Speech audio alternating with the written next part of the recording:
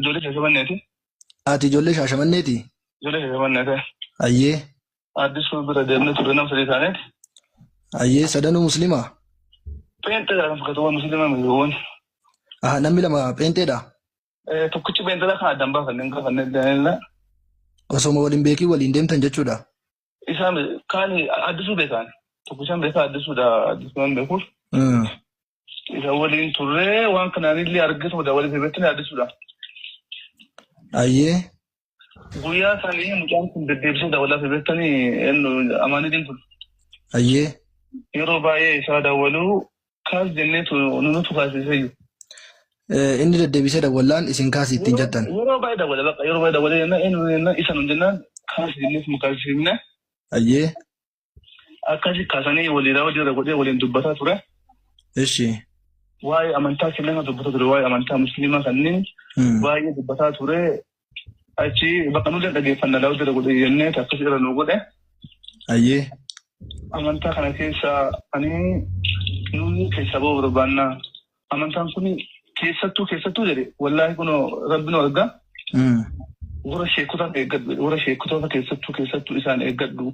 Isaanii waan mata ta'e qaban jedhanii isaan eeggadhu. Nu amantaa kanatti walitti dhufee bareeni amantaa kanarraa wanti dhaqamattu warra ijoollee dubartii isaanii kan biyya alaa jirturra isaanii wal bartee yookiin biriirraa nyaachuu saasii kanneen yoo waliin bulchite birii fakkii kennanii waa akkanaa malee bu'aa guddaan gubbatti argine kanuma gisee cabaa kanarratti yoo kana xaqqamate malee carraan kan biraa hin jiru midhaan jedhaa dubbataa ture. Jedhee kan itti dubbatu amoodha?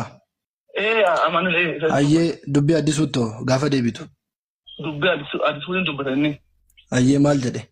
Inni jira addisuun jira nutu jira walaa dura godhee aamu jira yaada. Ishi. Dubbataa ture achi haga wano abdii obboleessaa sanfa dubbataa ture. Abdiidha abdii birrii an kabaaranii inni waan birrii argataa jiruuf wanna jaddisaara nu dammoo birrii haga abdii argataa hin jirru birrii shawadaranii abdiyyuu gostaan achi keessanii an keessaa ba'uu barbaadu nu dammoo amantaa kanatti deemaa nu achi wanni xayootii godhannaa yaa ture. Utuu as keessa jiru gara beetikiristaanii jechuudha. Eeshi. Beetikiristaanii deemaa xayootii godhadhaanii abdii dammoo gosatti godhanii achi keessa hafeera isaayyuu hin isa kafeeyaa guddaa kafalaan namni jedhaa ture. Eeshi. Achumaa bakka nuti laagaa haadha geennee achitti laagaa keenya haga dhagee akka nama waliin jiru akka dhagee silkii irraa cufate inni. Ayyee haasaa bilbila isaa waliin taasisan xumurteetta? Ayyee gaaffiin kiyya jedhe moo akkam jedhee dhinaa gaafadhu? Anis isuma gaafachuu. Gaafa kana dubbatu. Ustaaf Faraani dhagaa jirtaami? Maal jettan? Gaafa waan sana dubbatee haala kamiin dubbatee miirri isaa haala kamii qoosaadha moo? Qoosaa miti gisa dubbatu inni kun gadi maal dubbataadha nuti abdii jalaakaa zinneeti jalaakaa zinneeti abdiin qoosaadha. Gaaffiin koo ni banne gaaffiin koo addisuun gaafa kan birrii nyaataa jira jedhe eenyudha? Amoodha moo addisuutu jedhe abdiin birrii nyaataa raka jedhe? Addisuu kaanii malee amanatidha. Okay. Addisuu birrii guddaa kennaaranii addisuu warri birrii baay'ee kennaara sanii achi keessa hafeera inni isa an kabaaranii jira dubbata amananii kun. Tole haasaa addisuun abdii achi keessa seenee gaffa ofiin baasuu deemaa jira malee jedhe si biratti naasofne guyyaa san. Addisuun moo? Moo amananii? Maal jettaa? Addisuun moo amananii dubbate. Ustaaz meesini gaafadhu yeroo tokko. Haasaa addisuun taasisa keessaati kan inni abdiitiin bakka sana keessaa baasuuf hin deemaa. Abdiitiin bakka sana keessaa baasuuf hin deema kan inni jedhe suni yeroo tokko. Kan inni jedhe suni si biratti jedhe moo si bira maleedha? Bira jirta? Si bira jira yeroo san? Qoosaadha moo kan waliin haasaa jira yeroo san asuma dhugumaa ta'e? Laala waan ustaaz. Addisuun yeroo sana haasa'aa ture qoosaadhaaf akkanatti haasa'aa moo isa dhugumaasaa onni isaarraa haasa'aa ture? Jechuun ammoo dubbachiisuuf jedheetu moo qubna garuma haasa'a? Nutu dubbise addisuun nutu dubbatu nutu akka jedhee sirraa hiikii wanta jechuudha amalli irraa.